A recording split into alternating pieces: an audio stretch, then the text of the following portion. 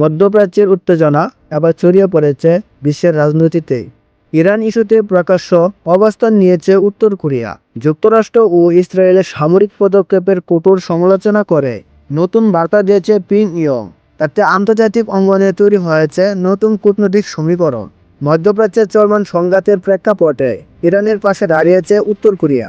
দেশটির রাষ্ট্রীয় বার্তা সংস্থা Korean central news agency KCNA জানায়, পররাষ্ট্র মন্ত্রণালয়ের এক মুখপাত্র যুক্তরাষ্ট্র ও ইসরায়েলের সামরিক অভিযানের তীব্র নিন্দা জানিয়েছেন। বিবৃতিতে এসব হামলাকে অর্বেত আগ্রাসন এবং আন্তর্জাতিক আইনের সরাসরি লঙ্ঘন হিসেবে একটা দেওয়া হয়। উত্তর কোরিয়ার দাবি, ইরানের জাতীয় সার্বভৌমত্বের উপর চালানো হামলা শুধু আঞ্চলিক নিরাপত্তার জন্য নয়, বরং বিশ্বের স্থিতিশীলতার জন্য বড় হুমকি।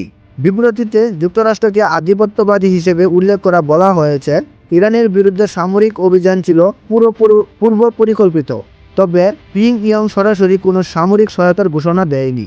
বিশেষজ্ঞদের মতে এটি মূলত কূটনৈতিক চাপ তৈরির কৌশল। হামলার প্রায় 24 ঘন্টা পর ইংরেজি ও কোরিয়ান দুই ভাষায় প্রকাশ করা হয় এই বিবৃতি। এতে মধ্যপ্রাচ্যে শান্তি ও স্থিতিশীলতা ফিরিয়ে আনতে সংশ্লিষ্ট দেশগুলোর দায়িত্বশীল ভূমিকার উপর জোর দেওয়া হয়েছে। একই সঙ্গে উত্তর কোরিয়া আবারও জানায়, যুক্তরাষ্ট্র যদি দেশটিকে পারমাণবিক শক্তিধর সার্বভৌমত্ব রাষ্ট্র হিসেবে স্বীকৃতি দেয়, তবে আলোচনায় বসতে প্রস্তুত তারা। বিশেষজ্ঞদের মতে এই বক্তব্য শুধু ইরান ইস্যু নয়, বরং ওয়াশিংটনের উপর রাজনৈতিক চাপ বাড়ানোর জন্য একটি কৌশলগত বার্তা।